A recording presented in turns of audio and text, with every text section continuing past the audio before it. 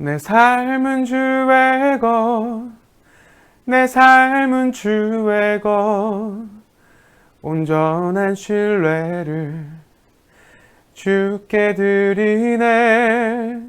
보이지 않아도 믿음으로 걷네.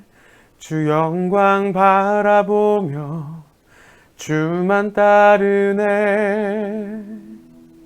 방금 불렀던 찬양은 제가 아주 좋아하는 찬양인데요. 내 삶은 주의 것이라는 찬양입니다. 이 가사만 들으면 그렇게 눈물이 나더라고요. 제가 삶이 힘들 때 많이 부르고 하나님을 붙잡게 했던 곡이기도 합니다. 그런데 이 곡의 가사를 묵상하고 고민하던 중에 이런 생각이 들었습니다.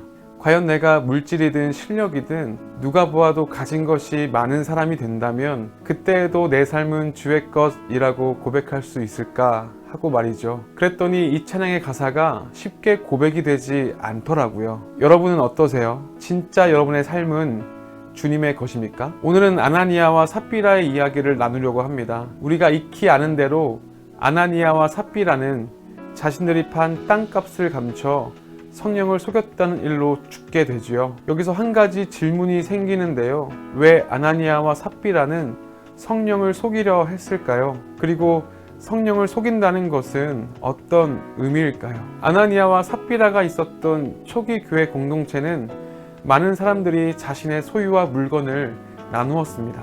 나눔을 통해 공동체 안에 누구도 궁핍을 당하지 않았고 구원받는 사람을 날마다 더하게 되는 역사가 일어났습니다. 참 놀라운 사건이죠.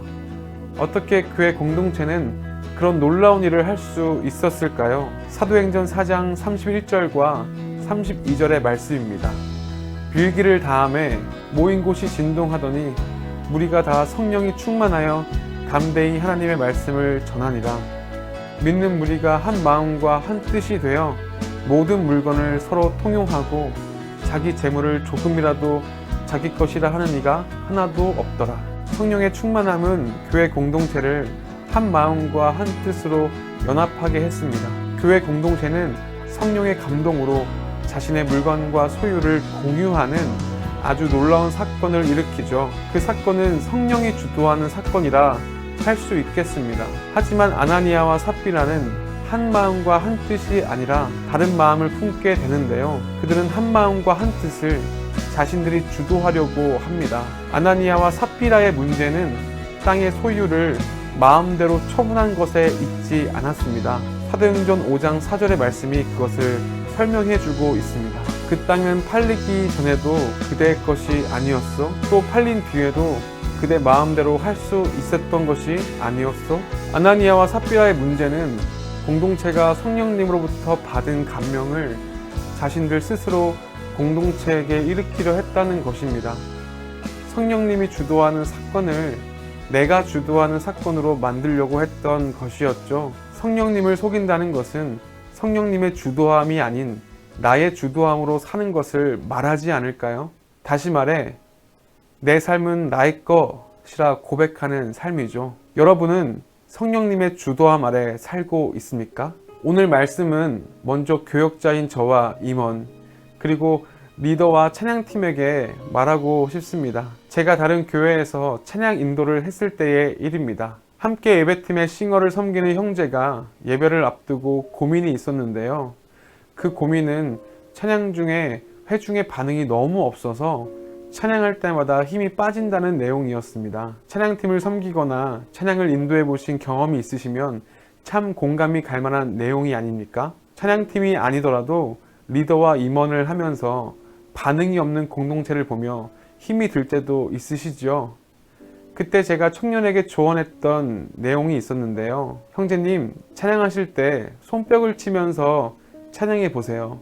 그리고 느린 찬양할 때는 팔이 아프더라도 반드시 손을 들고 찬양해 보세요. 그러면 거짓말처럼 앞에 앉아있는 회중이 손뼉을 치고 손을 들며 찬양할 거예요. 그날 예배가 마치고 그 청년은 저에게 와서 진짜 신기하다고 자기가 손을 들면 앞에 앉아있는 회중들이 손을 들고 자기가 손을 내리면 손을 내리고 찬양한다고 하더라고요. 그래서 전 나의 솔루션이 잘 먹혔구나 라고 생각했죠. 그리고 그 일을 까마득히 잊고 있었습니다. 그런데 오늘 사도행전 5장 아나니아와 삽비라의 이야기를 묵상하던 중에 그때의 일이 생각이 났습니다. 그리고 청년이 다시 제게 한 말도 생각이 나더라고요. 전도사님, 제가 조종하는 것 같았어요. 저는 그때의 가르침이 갑자기 참 부끄러워졌습니다. 그때 저는 교회 공동체를 예배 안에서 세워가시고 연합하게 하시는 성령의 주도함을 나의 주도로 채워 넣으려고 했었습니다. 그래서 그때의 일을 회개하게 되었습니다. 여러분은 교회에서 어떻게 섬기고 계세요? 제가 실수했듯 여러분도 교회 공동체의 마음을 주도하고 싶은 욕심에 교회 안에서 성령님의 역할을 대신하고 있지는 않으세요? 그렇다면 오늘 여러분은 그 자리에 부르신 성령님의 주도함 앞에 겸손히 기도해 보시는 건 어떨까요? 다시 우리의 삶으로 돌아오겠습니다. 아나니아와 삽비라의 이야기는 우리 삶의 주도함이 나에게 있는지 하나님께 있는지 묻고 있습니다. 오늘 우리의 삶의 주도함이 나에게 있다 말하며 하나님이 없다는 인생을 살지 마시고 우리의 삶의 주도함이 나에게 없다 말하며 하나님이 있다 고백하는 인생 되기를 소망합니다. 그래서 오늘 이 한 문장을 마음에 품고 살아가시면 어떨까요? 성령 하나님만이 오늘 나의 삶을 주도하십니다. 다시 한번 함께 읽어볼까요? 성령 하나님만이 오늘 나의 삶을 주도하십니다. 나를 주도하시는 성령 하나님으로 말미암아 내 삶은 주의 것이라는 노랫말이 오늘 나의 고백이 되기를 소망하며 기도합니다. 함께 기도하시겠습니다. 살아계신 하나님, 성령 하나님의 주도하심은 초기 교회 공동체의 마음을 하나로 만드셨습니다. 하나된 공동체는 자신의 물건과 소유를 공유해 궁핍한 이웃을 살리고 사도들이 전하는 그리스도의 복음을 더욱 굳건하게 만들었습니다. 그런데 아나니아와 삽비라는 사람들이 성령 하나님으로부터 받은 감명을 자신들이 주도하려고 했습니다. 주님, 혹시 어쩌면 우리도 아나니아와 삽비라와 같이 사역하고 있지는 않습니까? 주님, 혹시 어쩌면 내 삶은 주의 것이라고 교회에서 찬양하지만 실제 삶은 나의 주도함으로 살아가고 있지는 않습니까?